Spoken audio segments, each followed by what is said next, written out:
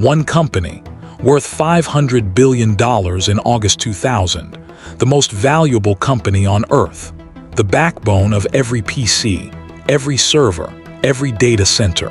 Today, it's worth less than the company that makes graphics cards for video games. Not because they ran out of money, because they ran out of decisions. Intel didn't fall overnight. Intel fell in slow motion, one missed revolution at a time. In 2005, Steve Jobs had informal discussions with Intel about a secret project. A phone, sharks and titans, the stories they never wanted you to see. Paul Otellini, Intel's CEO, later recalled, "We ended up not winning it or passing on it. The truth was worse. Intel didn't have a suitable chip. Their x86 designs consumed too much power. Their mobile chip business was being sold. The iPhone launched in 2007, 200 million units in 5 years. Apple moved manufacturing to Samsung, then to TSMC. TSMC took that revenue and built the most advanced semiconductor factories on the planet. By 2020, TSMC had overtaken Intel in manufacturing technology, and Intel never caught up. But the iPhone was just the beginning. In 2006, Jensen Huang made a bet. He invested billions into software that let gaming chips run artificial intelligence. Intel's board would have laughed him out of the room. Gaming, for serious computing. The margins were terrible, but Huang wasn't building a gaming company. He was building the infrastructure for the AI revolution. When ChatGPT launched in November 2022, the world needed one thing: nvidia chips, not Intel.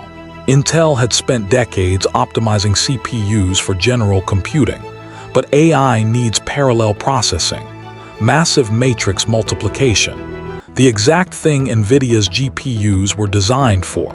Intel had the technology, the engineers, the money. What they didn't have was the vision. Between 2016 and 2019, Intel acquired 4 AI chip startups: Movidius, Nervana, Habana Labs, Mobileye, billions spent, and nothing built. While NVIDIA built CUDA, an ecosystem with 4 million developers, Intel's acquisition sat in corporate limbo. No strategy, no platform, no ecosystem. In 2021, Pat Gelsinger returned as CEO with a grand plan: restore manufacturing dominance, build a foundry, catch up in AI. The delays continued. The 10nm process promised for 2015 kept slipping.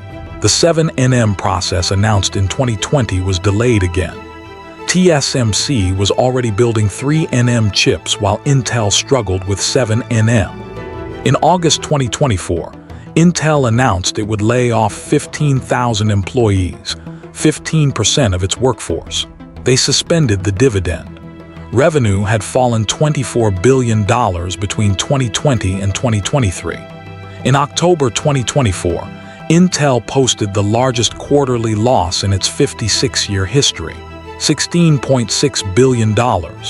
In December 2024, the board forced Gelsinger out. The stock had dropped more than 60% under his leadership. NVIDIA replaced Intel in the Dow Jones Industrial Average. A company that made graphics cards for gamers had become more important than the company that powered the world's computers. But here's the business analysis that matters. Intel's collapse wasn't one mistake. It was a pattern: optimizing for margins instead of markets, protecting the existing business instead of building the next one, seeing every new technology through the lens of the old one. When Jobs discussed the iPhone, Intel didn't have a suitable chip and was exiting the mobile business. They didn't see the platform that would redefine computing. When NVIDIA built CUDA, Intel saw a gaming sideshow. They didn't see the infrastructure that would power the AI revolution. When TSMC offered to manufacture chips for everyone, Intel saw a threat. They didn't see that manufacturing scale and specialization would become the decisive advantage.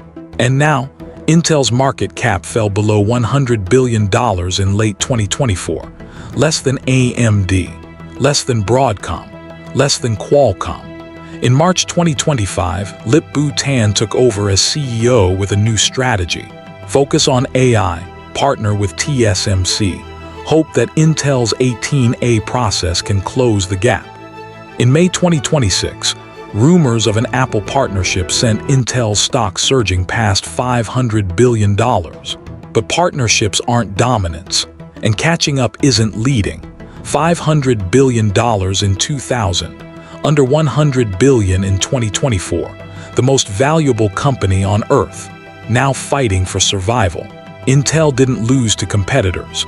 Intel lost to itself, to a culture that optimized for quarterly margins while the world changed around it. The question isn't whether Intel can recover. The question is, how many other empires are making the exact same mistake right now?